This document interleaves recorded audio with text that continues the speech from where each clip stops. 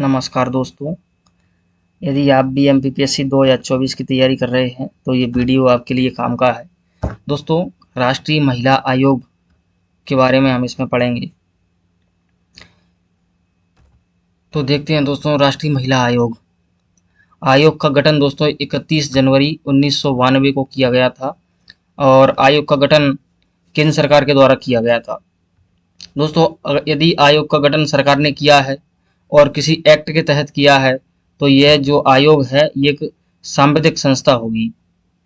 कौन सा आयोग, कौन सी संस्था होगी दोस्तों? इसका सीधा सा कंसेप्ट ये होता है कि यदि कोई आयोग या कोई संस्था संविधान के किसी आर्टिकल या संविधान के प्रावधानों के तहत गठित की गई है तो वो संवैधानिक होगी, और यदि वो किसी कानून बना करके गठित की गई है तो वो विधिक संस्था होगी। विधिक संस्था या सांविधिक संस्था, इंग्लिश में यदि कहें तो स्टैच्यूअरी बॉडी। तो ये जो आयोग है, राष्ट्रीय महिला आयोग, ये जो है राष्ट्रीय महिला आयोग अधिनियम 1990 के तहत गठित किया गया है। यानी कि इसके लिए सरकार ने एक्ट पास किया है और एक्ट के तहत ही इस आयोग का गठन किया गया है। तो आयोग की प्रकृति कैसी होगी? सांविधिक प्रकृति होगी, यानी कि ये स्टैच्यूअरी बॉडी है, यानी कि ये एक विधिक निकाय है। तो आपको यहाँ याद रखना है वो ये है कि राष्ट्रीय महिला आयोग का गठन 31 जनवरी 1992 को किया गया था। कौन सा एक्ट था? तो दोस्तों एक्ट था राष्ट्रीय महिला आयोग अधिनियम 1990 का। आयोग की प्रकृति सांविधिक प्रकार की है। दोस्तों, आयोग की संरचना की अगर अपन बात करें तो महिला आयोग एक 6 सदस्यीय आयोग है। इसमें एक अध्यक्ष और 5 सदस्य होते हैं दोस्तों। एक अध्यक्ष, 5 सदस्य, कुल मिलाकर के 6 सदस्यीय आयोग है। और आयोग का कार्यकाल 3 वर्ष का होता है, या फिर जो आयोग के सदस्य हैं या जो अध्यक्ष हैं वो 65 वर्ष की आयु पूरी नहीं कर लेते जब तक अपने पद पर बने रहते हैं।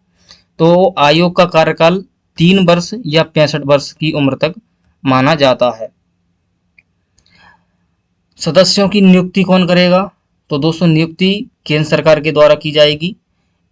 सदस्यों को हटाने का अधिकार भी केंद्र सरकार के पास है। और अध्यक्ष और सदस्य की नियुक्ति का नामांकन केंद्रीय महिला एवं बाल विकास मंत्रालय के द्वारा किया जाएगा। और इसके जो वेतन भत्ते और अन्य सेवा शर्तें होंगी वो भी केंद्र सरकार के द्वारा किया जाएगा। तो दोस्तों एक नोट लगा के आप कहीं लिख लो, बहुत महत्वपूर्ण बात मैं बोल रहा हूँ जो आपको काम आएगी एग्जाम के दिन। दोस्तों, महिला आयोग और जो बाल आयोग है, महिला आयोग और जो बाल आयोग है, राष्ट्रीय महिला हो चाहे कोई सा महिला हो, राष्ट्रीय महिला की अगर मैं बात करूं तो जो महिला आयोग है और जो बाल आयोग है उसमें सारा कुछ काम, जो नियुक्ति का, हटाने का जो काम होता है, रिपोर्ट का जो सारा काम है वो सरकारें करती हैं। जैसे कि राष्ट्रीय महिला में सारा काम केंद्र सरकार करेगी, राष्ट्रीय बाल अधिकार आयोग वाले में भी सारा काम केंद्र सरकार करेगी, चाहे वो हटाने का काम हो, चाहे नियुक्ति का काम हो और चाहे रिपोर्ट का काम हो। दोस्तों एक प्रश्न हमेशा ही परेशान करता है हम लोगों को, वो होता है कि आयोग रिपोर्ट किसको देगा, आयोग जो है रिपोर्ट किसको देगा। और इसके ऊपर दोस्तों मैं एक अलग से वीडियो भी बनाऊंगा, आप उसको देख लेना। जैसे इसमें मैं सारा पूरा कंसेप्ट बताऊंगा कि कौन सा आयोग किसको रिपोर्ट देगा और वो उसका क्या कंसेप्ट रहता है।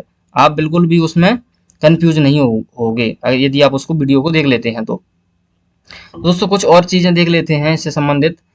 तो प्रथम अध्यक्ष जो थी इस राष्ट्रीय महिला आयोग की वो थी जयंती पटनायक जी, और जो वर्तमान अध्यक्ष हैं राष्ट्रीय महिला आयोग की वो रेखा शर्मा जी हैं, जो 90 नंबर की इसकी अध्यक्षा हैं।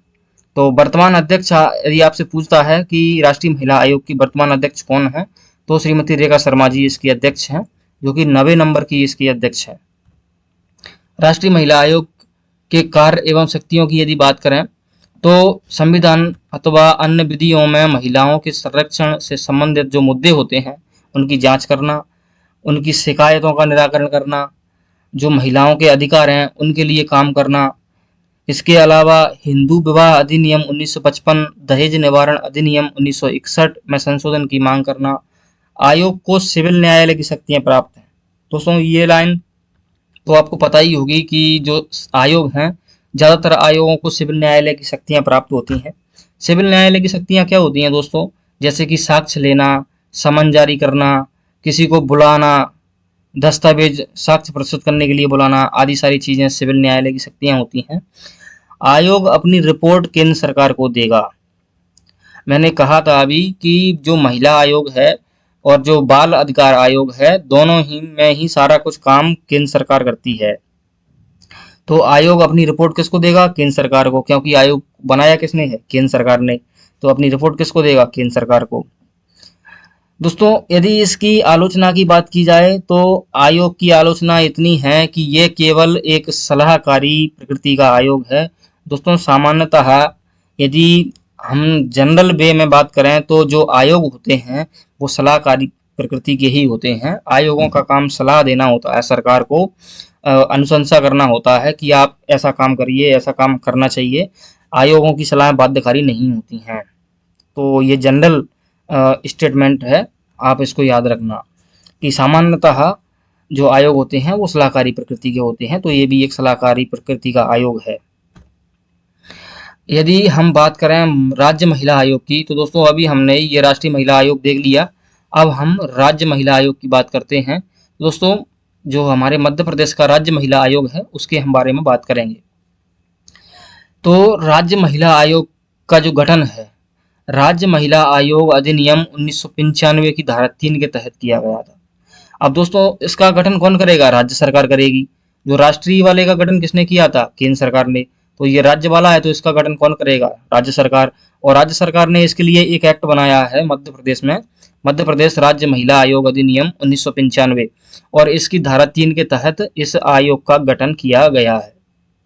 दोस्तों एक चीज मैं आपको और यहाँ पर लगे आता हूँ स्पष्ट कर दूं कि किसी भी अधिनियम की जो स्टार्टिंग की जो धाराएं होती हैं दोस्तों, 3, 4, 5, 1, 2 इस तरह की, कभी भी इनमें आप आयोग के कार्य या रिपोर्ट जैसी चीजें यदि आप देखें तो आप उसको देखते ही क्रॉस कर देना, क्योंकि जो स्टार्टिंग की धाराएं होती हैं इनमें आयोग, जैसे कि मैं बता दूं आपको यहाँ पे धारा 1 में सामान्यतः एक्ट के बारे में परिचय होता है, एक्ट का पूरा नाम, एक्ट का जो परिचय है वो। धारा 2 में भी कुछ ऐसे ही संक्षेप नाम वगैरह ही चीजें होती हैं और कुछ जो टर्मिनोलॉजी होती है एक्ट की उसके बारे में रहता है। 3 के तहत ज्यादातर आयोगों में मैं बात कर रहा हूं, मैं सभी के लिए नहीं कह रहा, ज्यादातर आयोगों में 3 में क्या होता है, एक्टों में आयोग का गठन वगैरह होता है। जैसे कि यदि हम मानवाधिकार आयोग की बात करें तो उसमें भी धारा 3 के तहत गठन होता है। भी आप आयोगों के कार्य, आयोग की शक्तियां या रिपोर्ट किसको देगा, ऐसी चीजें यदि आप स्टार्टिंग की धाराओं में देख रहे हैं ऑप्शन में तो आप उस ऑप्शन को गलत कर सकते हैं। ठीक है। तो राज्य महिला आयोग की संरचना की बात करें तो राज्य महिला आयोग की संरचना भी 6 सदस्यीय संरचना होती है और राष्ट्रीय महिला आयोग की संरचना भी हमने 6 सदस्यीय संरचना पढ़ी थी। तो इसमें भी हमें दिक्कत लेने की जरूरत नहीं है। तो एक अध्यक्ष और 5 सदस्य इसमें भी होंगे। नियुक्ति सीधी सी बात है, राज्य महिला आयोग है तो राज्य सरकार करेगी। यहाँ पर सारा काम राज्य सरकार के द्वारा किया जाएगा। राज्य महिला है, राज्य महिला है तो सारा काम कौन करेगा? राज्य सरकार करेगी। दोस्तों आयोग की अवधि वही रहेगी जो केंद्र सरकार के लिए थी, 3 वर्ष या 65 वर्ष की आयु उम्र तक। ठीक। आयोग अपना रिपोर्ट किसको देगा? आयोग अपनी रिपोर्ट राज्य सरकार को देगा, क्योंकि दोस्तों इसका गठन राज्य सरकार ने किया है। ये एक बहुत बड़ा कंसेप्ट है दोस्तों, मैं अपने अनुभव से आपको बता रहा हूं। तो आयोग, जिसने आयोग का गठन किया है, आयोग उसको अपनी रिपोर्ट देगा। उसका मालिक तो वही है ना जिसने आयोग को बनाया है। तो आयोग बनाया है राज्य सरकार ने तो रिपोर्ट देगा राज्य सरकार को। 6 सदस्यों सॉरी 6 सदस्यों में से एक अनुसूचित जाति एवं जनजाति या अन्य पिछड़ा वर्ग से होगा। एक सदस्य दोस्तों, इसमें कोई भी एक सदस्य, जो 6 सदस्य हैं इनमें से SC ST का सदस्य इसमें से होगा या OBC का सदस्य होगा। दोस्तों इसका जो अध्यक्ष होता है आयोग का, इसमें महिला आयोग में, तो अध्यक्ष को कैबिनेट मंत्री का दर्जा प्राप्त होता है दोनों जगह, चाहे वो राज्य वाला हो या केंद्र वाला हो। तो यहाँ पर राज्य में कैबिनेट मंत्री का इसको दर्जा मिलेगा और सदस्यों को राज्य मंत्री का दर्जा दिया जाएगा। क्योंकि ये राज्य आयोग का है तो ये राज्य लेवल पर रहेंगे। आयोग की अन्य विशेषताओं की दोस्तों अपन यदि चर्चा करें तो आयोग की वेतन भत्ते राज्य सरकार तय करेगी। मैंने पहले ही कहा था कि सब कुछ यहाँ पे सरकारें करती हैं। राज्य में है तो राज्य सरकार, केंद्र में है तो केंद्र सरकार। इसकी यदि हम कुछ फैक्ट की बात करें, जैसे कि राज्य महिला आयोग की जो प्रथम अध्यक्ष थी वो कृष्णकांता तोमर जी थी। और ये आपको याद रखना है, मध्य प्रदेश राज्य महिला आयोग की पहली अध्यक्ष श्रीमती कृष्णकांता तोमर जी, और जो इसकी वर्तमान अध्यक्ष हैं वो शोभा ओझा जी हैं। तो ये आपको याद रखना है। राष्ट्रीय महिला में रेखा शर्मा जी वर्तमान अध्यक्ष इसकी अध्यक्ष हैं, और राज्य महिला आयोग में शोभा ओझा जी इसकी अध्यक्ष हैं। ये आपको दो फैक्ट याद रखने हैं। इसके अलावा दोस्तों मध्य प्रदेश राज्य महिला आयोग की प्रति वर्ष 2 बैठकें होना जरूरी है। तो एक साल में आयोगों की 2 बैठकें होना जरूरी हैं, और आयोगों की जो बैठकें होंगी उनमें 6 माह से अधिक का समय अंतराल नहीं होना चाहिए। तो 6 माह से ज़्यादा का समय अंतराल ना हो तो एक साल के अंदर इसकी 2 बैठकें होनी जरूरी है। तो दोस्तों ये था हमारा महिला आयोग, जिसमें मैंने आपको राज्य महिला आयोग और राष्ट्रीय महिला आयोग दोनों ही कवर कराने की कोशिश की है। उम्मीद करता हूँ आपको वीडियो पसंद आई होगी, और यदि दोस्तों आपको वीडियो अच्छी लगती है तो आप लाइक कर सकते हैं। और यदि आप सारे आयोग और सारा सिलेबस दोस्तों मेरे साथ कंप्लीट करना चाहते हैं तो आप मुझसे जुड़ सकते हैं। इस वीडियो में इतना ही। मिलते हैं किसी दूसरी वीडियो में दूसरे टॉपिक के साथ। जब तक नमस्कार, जय श्री राम।